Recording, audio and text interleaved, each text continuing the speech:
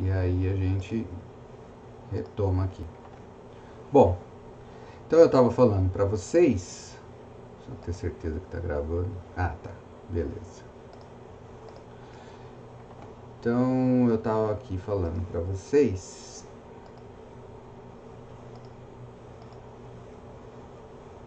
retomando aqui a apresentação. Esse computador aqui já viu dias melhores também. Já foi melhor, viu?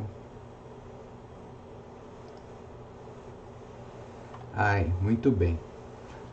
Então eu estava mostrando para vocês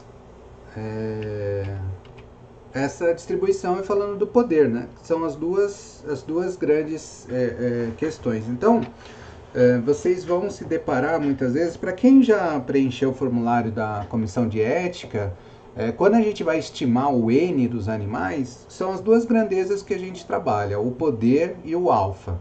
E aí existem tabelas na área de saúde pública, e o mais comumente usado é o alfa em significância de 5% ou 0,05 e o poder em 90%. Tá? São os mais comuns utilizados na área da saúde, tá?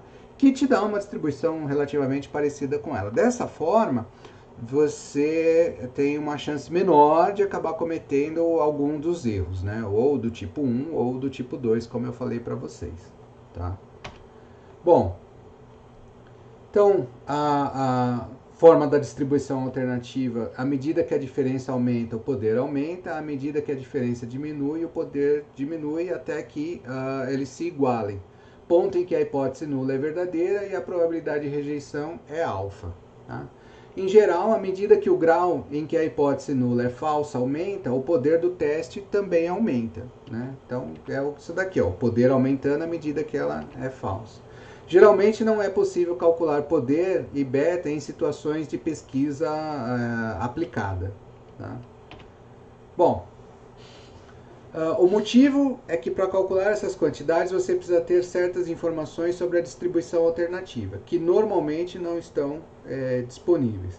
Para determinar beta é necessário determinar a parte da curva alternativa que se encontra abaixo da borda inicial da região crítica na curva nula. Uma expressão para o z do beta é dado por... Então o princípio vai ser o mesmo, só que aqui pensando no beta em razão do z do alfa, que é aquela distância da média, tá?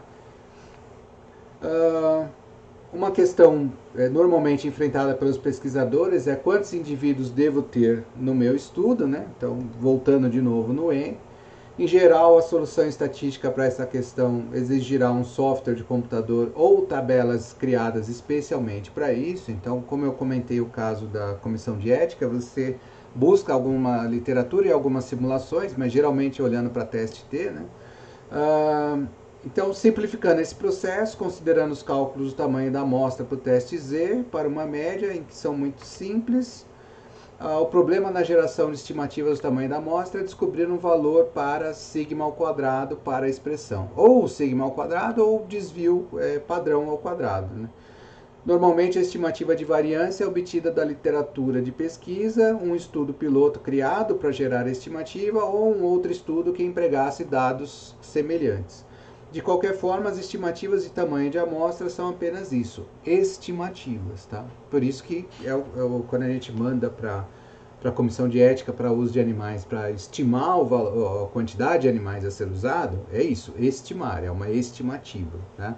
Com base naquilo que você está imaginando que vai ser o experimento, o valor da média, o valor do desvio e o N que você precisa usar para que aquilo realmente se mostre estatístico, dê uma diferença de significância estatística. Né? Então, pensando, né? Aqui ele está falando muito do Z porque ele está falando daquela distribuição de população, mas imagine isso para o T também, tá? Então aqui, ó, hipótese nula, hipótese alternativa. Um poder em 90, né? Que está esse aqui que eu falei para vocês, que é bastante comum. E aqui ele colocando o Z de alfa em 1,65. Ele está considerando unicaudal com um valor em 0,05 ou 5%. Então vai dar 1,65. Se fosse bicaudal, seria 1,96, tá?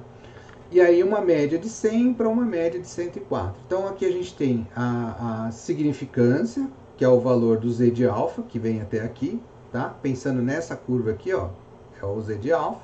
E aqui a distância do z do beta, que é a distância da média da hipótese alternativa até encontrar o alfa. Isso daqui vai dar o poder, tá? Aqui ele fez uma distância da hipótese nula aqui e a hipótese alternativa, inverteu os lados, tá? Então ele colocou um z do alfa menos 2,58, então bem distante, né? Mas uma mesma distribuição para a alternativa. Isso enfraqueceu o beta, que é isso que ele estava afirmando. Então o poder diminui, ficou 0,8, enquanto que aqui era 0,9, tá? Então depende da maneira como ele se distribui, e aí de novo, depende do N, um N pequeno te dá distribuições mais largas que intercalam muito essas distribuições. E aí, aquilo que eu falei para vocês, se você acha algo que é significativo com um N, eu não vou chamar de pequeno, mas com um N limitado, e você já acha algo que é significativo, à medida que você aumenta o N, aquilo só ganha mais significância, porque a curva vai ficando cada vez mais separada uma da outra. Entendeu? Por que quando é significativo, é significativo? Porque se você aumentar o N, só vai aumentar a significância. Tem aquele lado ruim, você achou e aí não bateu, né? O N não deu diferença, mas bateu na trave. Aí você fala, vou aumentar o N que vai dar a diferença. É verdade, né? Mas é aquela coisa, né? Você pensou antes, fez uma estimativa antes, o negócio não deu diferente, e aí você tenta imaginar como trabalhar com aquilo, né? Se você aumentar o N, se você trabalha com 5 animais e o negócio não deu significativo, mas deu próximo, de 5 você passar para 50, pode ser que dê significativo, mas né, não é a maneira como a gente tem trabalhado, né? Por outro lado, você trabalha com 5 animais e deu significativo, então aquilo é real, porque aí se você aumentar cada vez mais, de 5 para 50 vai ficar mais significativo ainda. Então, são as condições de trabalho. Quem estimou o N foi você, então ninguém melhor do que você para dizer o que pode estar variando ali, que saiu diferente do esperado, tá? Intervalos de confiança. Quando é bilateral, então o intervalo inferior e superior é o intervalo de confiança, o I limite inferior, o S limite superior, a estatística em torno da qual o intervalo é formado é chamada estimativa de ponto. Então, intervalos de confiança unilaterais, em certos casos, pesquisadores podem estar mais interessados em um extremo de um intervalo de confiança do que outro. Nesses casos, o pesquisador pode escolher formar um intervalo de confiança unilateral. Um intervalo de confiança unilateral é uma afirmação de confiança que consiste em inferior ou superior, mas não ambos, tá? Raciocínio muito parecido com o teste unicaudal ou bicaudal. O que são os intervalos de confiança? São aquelas pesquisas de opinião ou pesquisas eleitorais, seja qual for, que vocês ouvem, né? O intervalo de confiança é de 95%. Significa o quê? Ele é o raciocínio contrário, né? Quer dizer que a chance de estar dentro daquele intervalo é 95%. E a chance de estar fora daquele intervalo é de 5% ou menor. Então, ele é o raciocínio inverso. Então, o intervalo de confiança é você afirmar com 95% de certeza, eu acho horrível falar assim, mas é mais fácil de entender desse jeito, 95% de certeza que aquele número está dentro daquele intervalo, entendeu? É o raciocínio oposto.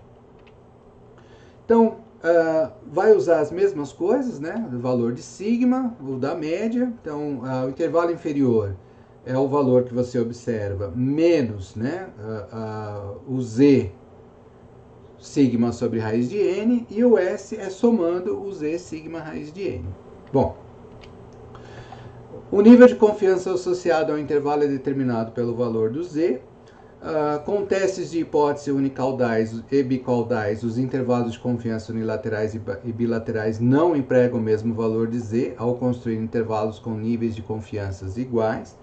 Por exemplo, 1,65 é usado para construir um intervalo unilateral de 95%, mas 1,96 é usado para um intervalo bilateral com 95%. É aquela história do alfa sobre 2, né? Então, o valor do z é o mesmo encontrado naquele. Então, quando o valor de sigma não é conhecido, o desvio padrão é usado como uma estimativa de parâmetro desconhecido do sigma, o que significa que a distribuição relevante é t em vez de z. Então, para a gente, no nosso dia a dia, daquilo que a gente faz, a gente sempre vai estar usando a distribuição t e a gente sempre faz o teste t. Tá? Mas é uma questão de nomenclatura. Tá? As equações para o I e S se tornam, então, o x menos o t, S raiz de n, ou mais o t, S raiz de n, que é o desvio, né? E aí tá certinho, são os dados que você vai ter a sua média e o seu desvio padrão. E a tabela de distribuição t de acordo com o grau de liberdade, que é o tamanho do seu n. Tá? Então, são todos dados fáceis de obter. Tá? Existe também para aquele, quando a gente está falando para binominal, né, valores sim e não, né, aqueles testes de proporção, mas que eu não vou... Eu falei tanto do teste de proporção na outra aula, e aí a gente nem usa tanto, e eu acho que vocês acabaram ficando muito confusos com aquilo. Então eu vou procurar evitar falar muito desse daqui, porque a gente nem acaba usando muito, mas eu vou fazer o seguinte, eu vou atender a demanda. Se alguém precisar e quiser perguntar, me manda um e-mail e a gente conversa, porque cheguei à conclusão que está mais atrapalhando do que ajudando. Então eu vou ficar mais em vez de trabalhar com discretos, trabalhar com variáveis contínuas. E aí vem os limites que são calculados para o intervalo inferior e superior para essas proporções, né, quando está trabalhando com discreto. E a maneira como se calcula o grau de liberdade do numerador, do denominador para o limite inferior, e do numerador e denominador para o limite superior. Então veja como fica muito complexo e se não tem uma demanda clara por isso, a não ser que vocês realmente me peçam, eu não vou entrar muito nesse detalhe não, mas eu deixo aqui para quem for curioso, tá? E quiser dar uma olhada. E aí os intervalos de confiança podem ser realizados para testes de hipótese. Os intervalos de confiança normalmente são preferíveis aos testes de hipótese em situações em que ambos poderiam ser empregados. Então a gente tem aqui a distribuição, como eu falei para vocês, aqui bicaudal, então a área 0,025, 0,025, porque a soma vai dar 0,05, e aí a distância aqui é 1,96, tá vendo? Em função dessa média aqui. Agora, coincidentemente, se você pega um valor que você encontrou na média do seu grupo tratado e você faz o teste considerando limite inferior e limite superior com o mesmo parâmetro, 1,96 para baixo e para cima, se a média do grupo controle está fora do intervalo inferior, por exemplo, você vai chegar à mesma conclusão do que você estivesse fazendo um teste unicaudal. Tá? E você afirmaria isso como? Você afirmaria que esse valor aqui é diferente do valor da média da população ou do grupo controle com 95% de confiança, porque você foi até o limite do 1,96 e do 1,96, que deixa 0,25 para cada lado. Tá? Aqui é um exemplo contrário, em que a média, se você fizesse pelo teste, né, ainda bicaudal, ela caiu dentro aqui, ela não chega no T crítico. Né? E da mesma forma, se você fizesse para essa média, indo para o intervalo superior e inferior, o valor da média do controle ou da população cai dentro do intervalo de confiança. Então, você não descarta. É uma forma diferente de você avaliar ou formular a sua hipótese para descartar ou aceitar a hipótese nula. Tá? Alguém tem alguma dúvida aqui que queira perguntar?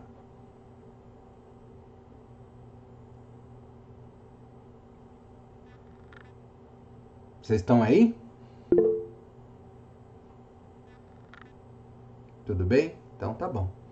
Tá? Então aqui, ó, a diferença ela é real. Tanto faz se eu estou fazendo pelo teste bicaudal na distribuição ou se eu estou fazendo pelo intervalo de confiança. Eu vou chegar na mesma conclusão. E aqui a diferença não atinge significância, então não é significativo. E aí tanto faz se eu estou fazendo pela distribuição e pelo bicaudal ou se eu estou fazendo pelo intervalo de confiança. Eu vou chegar na mesma conclusão. Tá? Então, explicando, né, na figura anterior isso que eu falei para vocês, né? Então, se a média da população, né, não estiver no intervalo, a hipótese nula será rejeitada. Se ela estiver no intervalo, a hipótese nula não será rejeitada. Se for unicaudal, muda o valor, né? Então não é 1,96, é 1,65. Já cansei de falar para vocês por que é 1,65 e 1,96, né? E aqui unicaudal e aqui o teste só de um intervalo, com o inferior, ou aqui ele mudou só para mostrar que é o superior, mas chegando na mesma conclusão também. E aqui a significância em 0,05, porque é unicaudal ou de superior ou inferior. Tá? Mesma coisa. Então, chegando à mesma conclusão, né, alternativa na forma de que a média vai ser menor do que a média da população, né, ou média controle.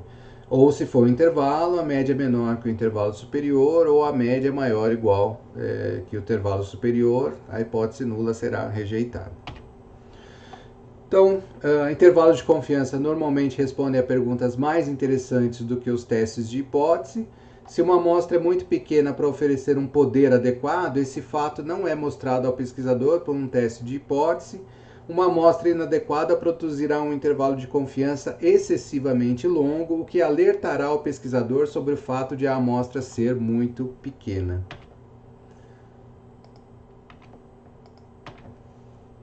Certo? Deixa eu voltar aqui. Bom, isso termina o que seria a aula 4 da semana passada, né?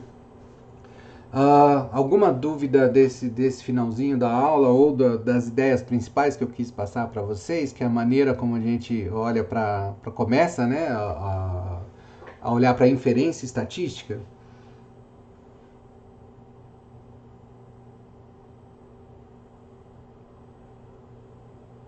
Vocês estão muito quietinhos. E aí eu fico com receio aqui do... Tá bom, então tá bom.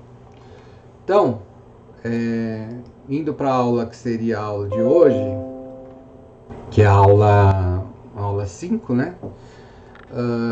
Deixa eu já ir para o capítulo 5 então aqui.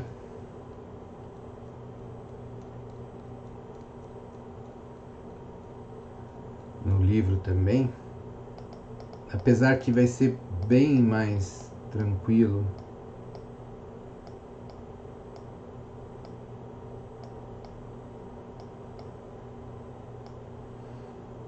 Métodos para amostras emparelhadas. Ctrl L.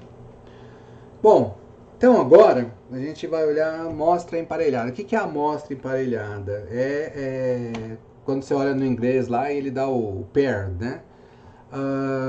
Ele consiste de ser medidas repetidas. Tá?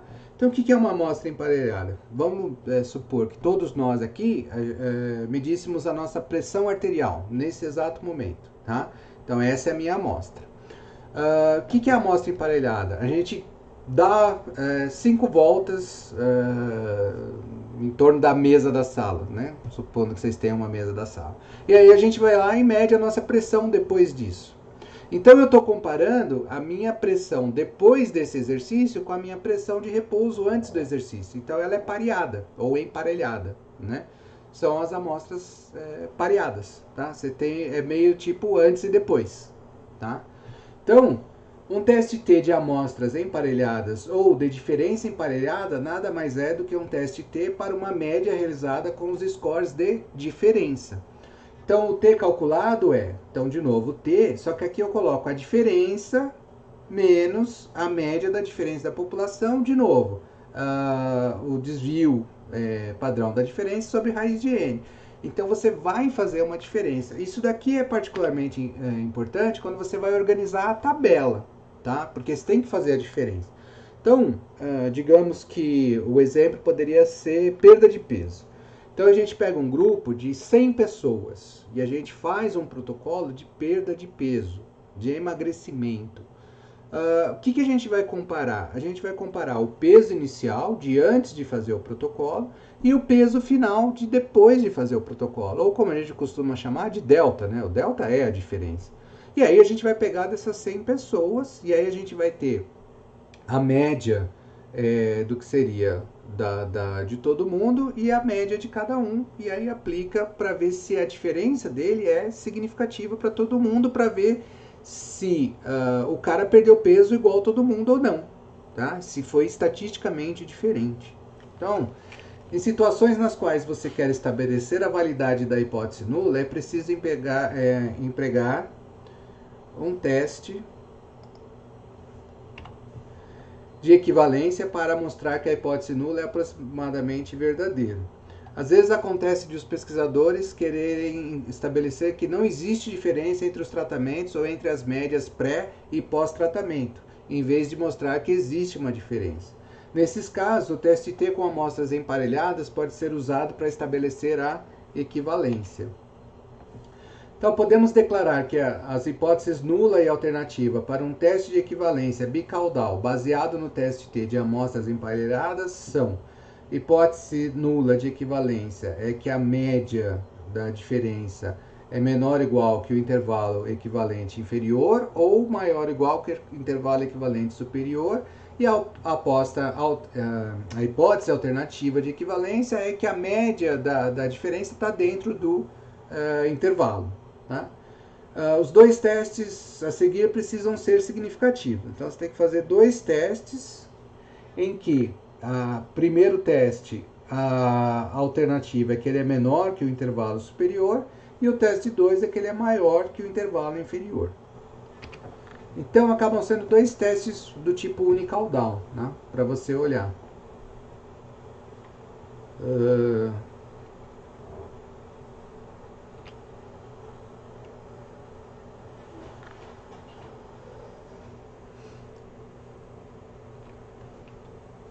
Cadê o meu exemplo aqui?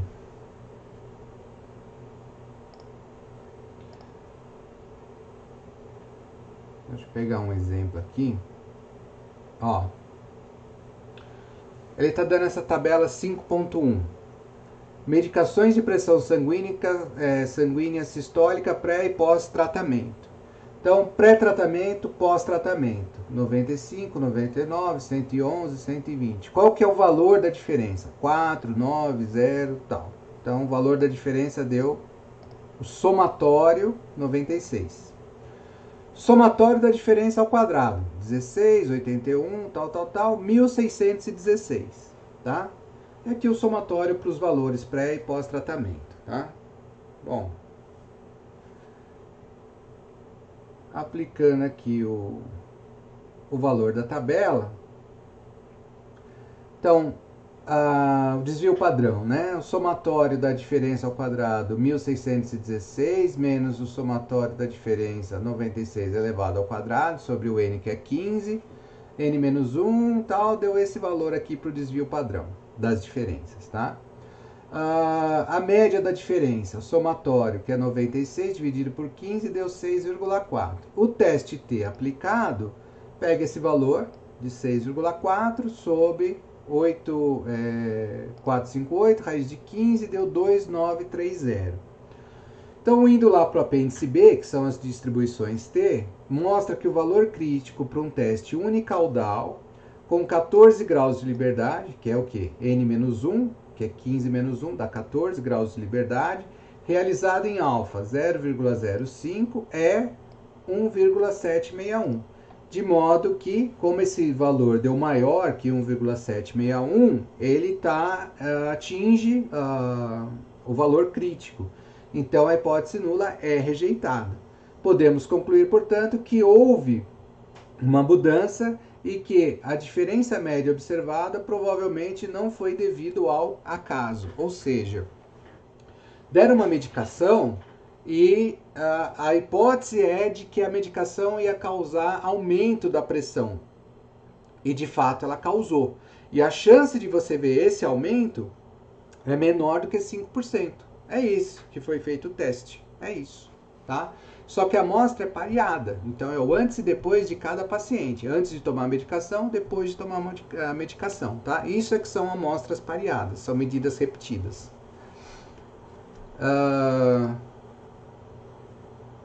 Então, vamos lá. Só para pegar um outro exemplo aqui.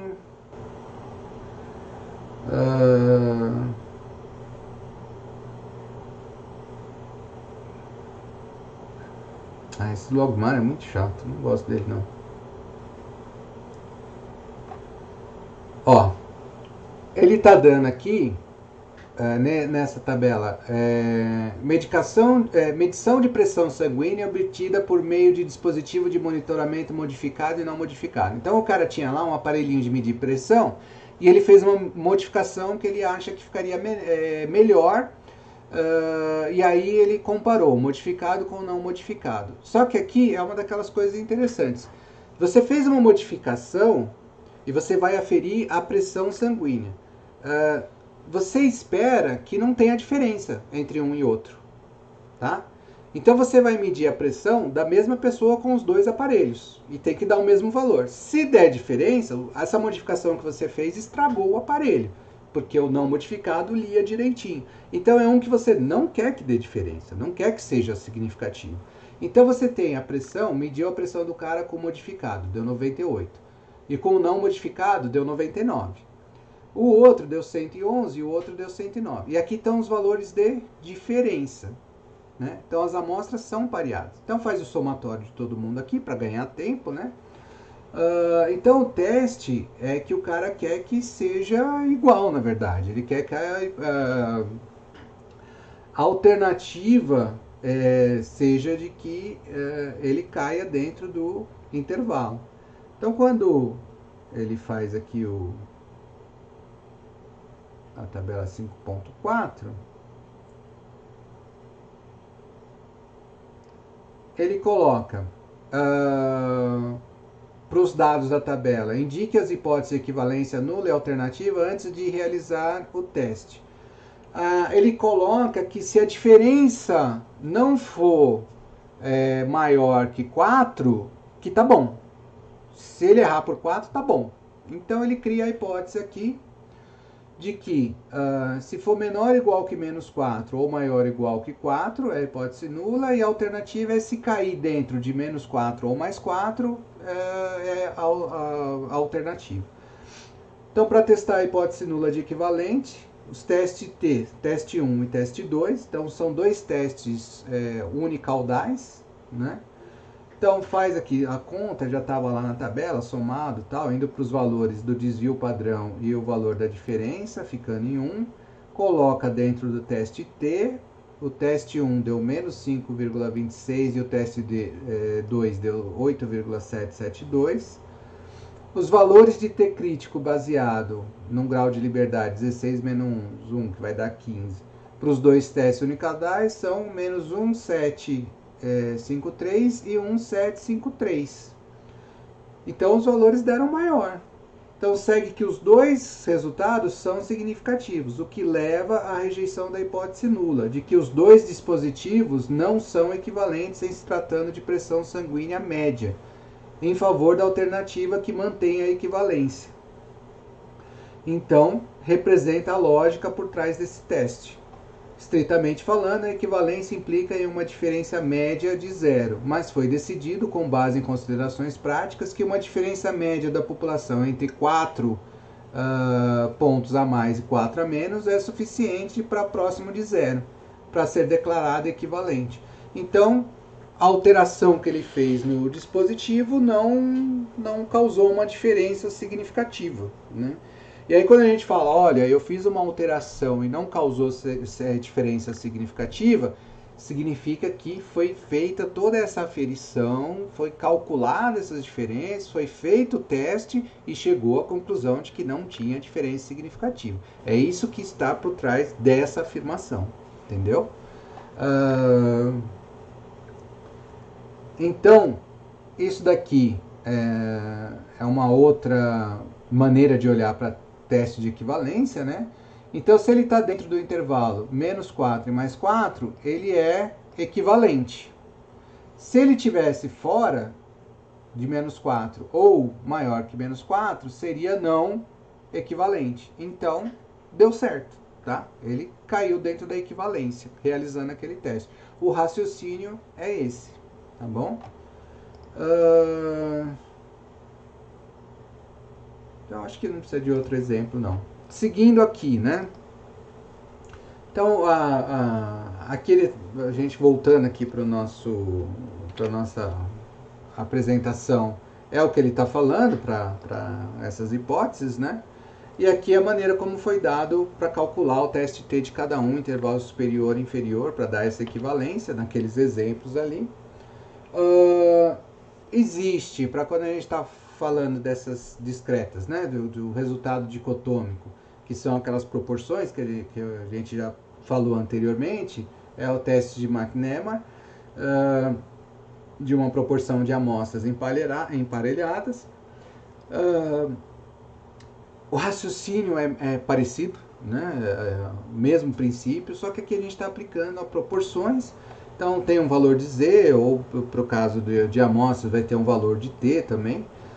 E aqui dando valor para a proporção, menos o meio, que seria 50%, sobre meio raiz de N. É esse teste que é aplicado aqui no lugar, né? E o Q quadrado, que é o método aproximado. Então, uma forma de cálculo alternativa preferida pelos epidemiologistas e outros que usam tabelas de contingência rotineiramente é dado pelo Q quadrado. E o Q quadrado é igual ao B menos C ao quadrado sobre B mais C. E quem que é B e C? De novo, aquelas tabelas que a gente monta. Então, você vai ter a primeira variável, a segunda variável, valor positivo para as duas é A. Positivo para a segunda, negativo para a primeira é B. Negativo para a segunda, positivo para a primeira é C, e negativo para as duas é D. Então ele está pegando B e C, que são esses dois caras aqui, tá? E aí essa distribuição, essa tabela de contingência é que vai te dar os valores para calcular o Q quadrado. O Q quadrado eu imagino que vocês já devem ter ouvido, porque Q quadrado e epidemiologia andam agarrados, né? Então, tudo, absolutamente, não, seria exagero meu, né? Mas o Q quadrado é amplamente utilizado, primeiro pela simplicidade, né? E segundo porque tem a tabela de Q quadrado, então é só achar o valor e olhar para a tabela lá. Também tem no apêndice de vocês, mas software de computador em que vai ser utilizado também já dá o valor, se vai ser significativo ou não, com base no Q quadrado. Então, proporção de amostras emparelhadas, como eu falei para vocês, eu não vou ficar muito tempo em amostras emparelhadas, porque eu acho que talvez confunda mais do que ajude, mas o raciocínio é o mesmo, só que a gente está trabalhando com proporções, tá? Então, de novo, você monta dois testes, né, para buscar a equivalência, né, para uma proporção entre amostras. E aí você vai formando lá a hipótese 1 e hipótese 2, uma que a alternativa vai ser menor, né, a média da proporção menor que o intervalo superior ou maior que o intervalo inferior, para ele cair dentro desse intervalo, né. Então o teste de McNemar aborda a questão da proporção dos resultados que favorecem uma condição sobre outra, que é diferente de 50%. Então, se você quer testar se uma moeda é viciada, né? Só tem duas opções, né? Cara ou coroa. E aí você esperaria uma distribuição que fosse 50%, né? Agora, se faz lá 100 lançamentos, dá 90 caras e 10 coroas, parece suspeito, né? Então você pode testar isso, fazer um teste, né? Para ver o quão significativo daria essa diferença, né? Mas às vezes 100 é pouco, então teria que ser 1000 lançamentos, né? E aí sim você teria um número mais plausível, né? Se você faz 10.000 lançamentos e 9.000 da cara e 1.000 da coroa, aí realmente dá para dizer que aquela moeda tá esquisita, né? Mas se você faz 10 e dá 9 caras e uma coroa, não quer dizer nada. Você pode fazer mais 10 e aí dá 9 coroas e uma cara. E aí meio que equilibra, né? Então depende do número de testes que são feitos, né? Métodos também emparelhados também podem ser usados para razões de risco, que foram aquelas razões que a gente já comentou, né? Que vai dar probabilidades, né? De ter a doença e ser exposto, e de ter a doença e não ser exposto, né? Só resgatando com vocês aqui. Em que você coloca que a razão de risco é 1, ou seja, ser exposto e não ser exposto não faz diferença para você ter a doença. Isso seria razoável, né? Se der algo diferente de 1, então quer dizer que alguma condição está favorecendo para que você tenha a doença, né? Vai deslocando dessa razão de 1. Então, isso significa que usando o teste McNemar na hipótese nula é que a proporção seria meio. Podemos simultaneamente testar a hipótese nula, que a razão de risco é 1. Então, as duas coisas podem ser avaliadas ao mesmo tempo. Então, determinação da equivalência por razões de risco, às vezes é desejável mostrar que o risco associado a uma condição é equivalente ao risco associado a uma outra condição. Isso implicaria no uso de um teste de equivalência bicaudal baseado em razões de risco. Com mais frequência, às vezes é desejável mostrar que o risco associado a uma condição não é maior do que o risco associado a uma outra condição. Isso implica em um teste unicaudal. Tá? Mas é questão da formulação, dependendo do teste que você quer fazer. As hipóteses nula e alternativa para um teste de equivalência bicaudal para razões de risco emparelhadas podem ser indicadas como, e aí você tem aqui a razão de risco menor que o intervalo inferior ou maior ou igual que o intervalo superior. E a alternativa caindo dentro do intervalo inferior e superior. Tá? Então vejam que a gente está mudando a fórmula de calcular, tal, mas a ideia e o conceito é absolutamente o mesmo. Tá? E aí você faz dois testes, né? Uma alternativa em que a razão de risco é igual ou superior e a alternativa é que ele é menor, e um que ele é igual ou inferior e a alternativa é que ele é maior, que aí ele cai aqui dentro do intervalo como sendo a alternativa, tá? Da equivalência. Então são dois testes unicaudais.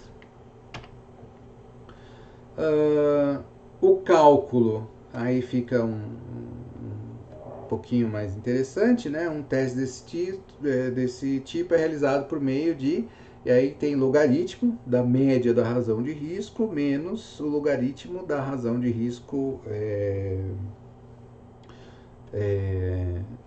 do teste sobre raiz de B mais C, A mais B, A menos C, lembrando que esses B e C e A vem daquela tabela de contingência, né? Da maneira como você monta. Mas aí é só aplicar.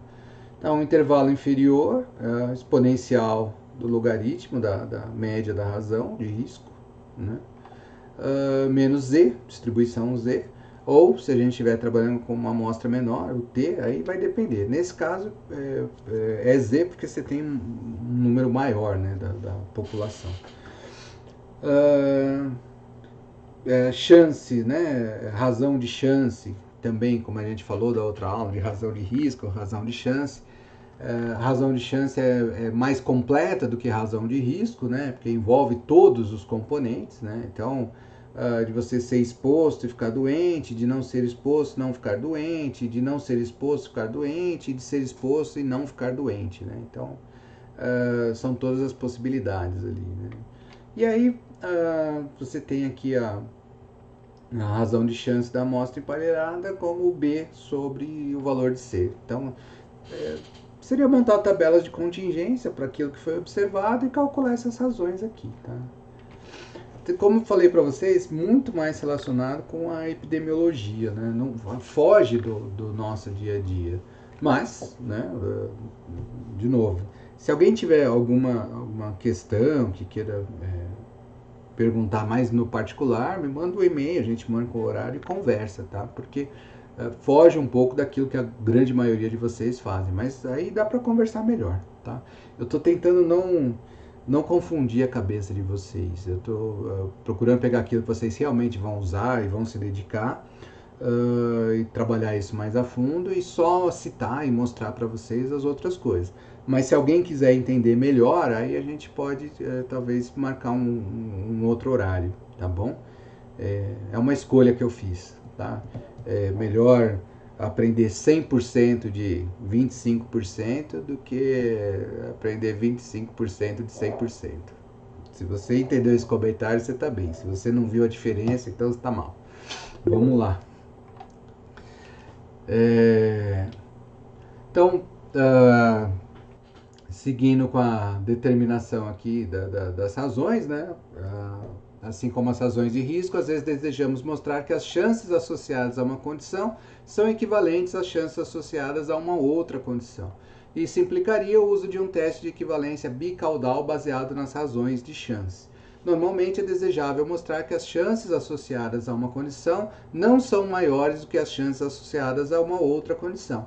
Isso implicaria um teste unicaudal. Tá?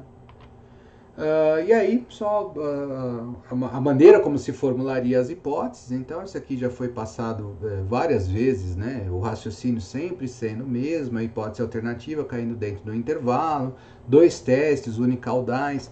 Acho que o que mais pode confundir é o seguinte, quando você faz esse tipo de teste aqui para essa razão, são 2 testes unicaudais. Então o valor que você vai fazer para o teste é unicaudal. Então ele é mais gentil, mais generoso com você, que é diferente de fazer um teste bicaudal, que é mais restritivo, né? Então aqui acaba sendo mais bonzinho para essa formulação, tá? E aí a maneira como vai ser calculada, né? A relação entre a proporção, né? A média da proporção e a razão de chance, dada por a média, a razão de chance sobre 1 mais a razão de chance, né? E da proporção em si observada e a razão de chance, né, as estatísticas dela, dado da mesma maneira, né. Lembra que são os valores aqui, né, o π para aquela população, sendo equivalente à média, né, e o P que é quando você tem uma amostra, né, a sua proporção amostral. Então, pelo método aproximado, a gente vai ter essas 2 equações aqui, né? Então, de novo, dando para as proporções, né? Para calcular a razão de chance e tal. Veja que uma vez que você tem os valores, o Z vem da tabela. O P, essa proporção aqui vai ser calculada, né?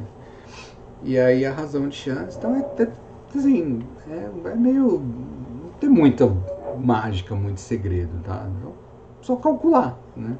Uma vez que você sabe cada coisinha, que foi aquilo que a gente explicou na aula passada. Né?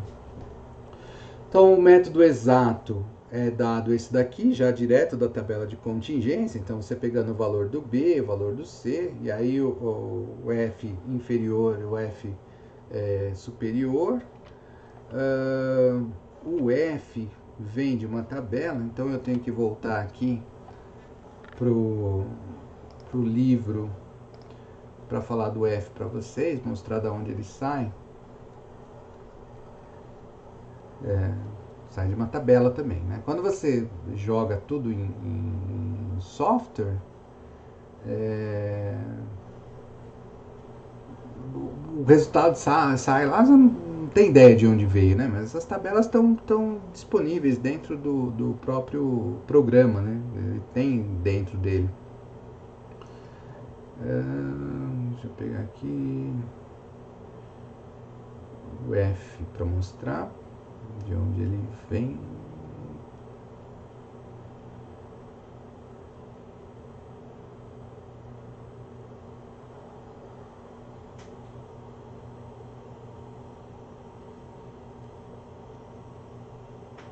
Método exato.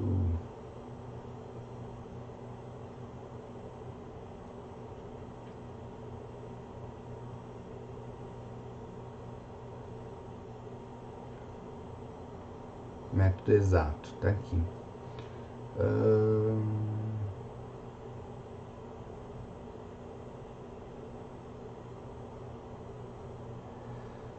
Então, o valor de F1 e o F inferior e o F superior são valores aproximados de uma distribuição F, então tem uma tabela de distribuição F. Podem ser obtidos no apêndice C, né? Então observe que, diferentemente da tabela T no apêndice B, a entrada da tabela F precisa ser com 2 graus de liberdade diferentes. O primeiro desses, que chamaremos de grau de liberdade do numerador, é listado no topo da tabela, enquanto o segundo, que chamaremos de graus de liberdade do denominador, é dado ao longo da borda da tabela. Assim, por exemplo, o valor de f apropriado para ser usado no cálculo de um intervalo de confiança bilateral 95%, supondo que os graus de liberdade do numerador sejam iguais a 4 e os graus de liberdade do denominador sejam 20, seria 3,51. Para facilitar os cálculos, usaremos a notação grau de liberdade do numerador inferior, do denominador inferior, do numerador superior e do denominador superior, que são calculados dessa maneira aqui, que estão nessa tabelinha aqui embaixo. Ah, isso parece complicado. Isso é complicado, porque na verdade você vai determinar o grau de liberdade de cada um, e aí você tem que ter a tabela de contingência para chegar lá. Mas vamos pegar aqui, ó, apêndice C, né? Só para mostrar como que é a tabela. Então, deixa eu colocar aqui, Ctrl F, apêndice. Ixi, computador, você já viu dias melhores, né? Não consegue buscar um negócio aqui. Ai, gente, desculpa, hein? É o computador aqui que tá pensando. Ou tentando pensar.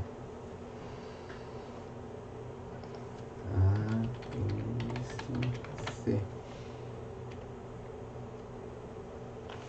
Ai, ai. Dá pra tomar um café. Servidos? Cafezinho bom. Eu que fiz.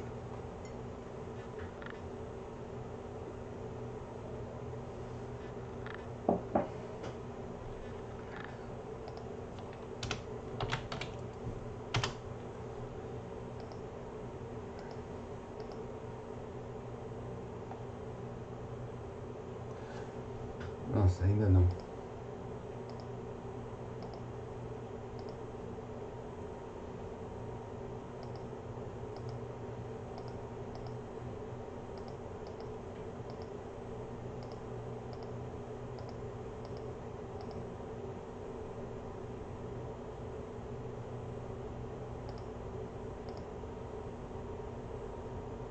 Aqui tá. Pronto, chegamos no apêndice C, tabela F. Então, ó, como é um pouquinho complicado, mas vou mostrar aqui para você, né? Ó, grau de liberdade do denominador, tá aqui na tabela da esquerda. Então, ó, começa no 14. Não, começa no 2, né? Ó, F com alfa em 0,1. Tá? Valor do alfa aqui, ó, une grau de liberdade do numerador. 10, 12, 14, 16, 20, 50, 100, 350, infinito. Tá? Então você tem que cruzar o grau de liberdade do denominador com o grau de liberdade do numerador dentro do nível de significância daquilo que você quer buscar. Tá? Então tá aqui no apêndice. Como vocês fazem isso no computador, vocês não veem nada disso, mas o computador vai buscar, né? Até porque isso aqui é calculado. Então, mas aqui, ó, um alfa de 0,10, que não é o que a gente usa usa 0,5. Aqui, ó, começa o 0,5. Tá vendo? Então ele falava lá de um grau de denominador e um grau de numerador. Grau de numerador 4, com denominador 20. É isso aqui? É. Dá 2,87 desse valor de F, né?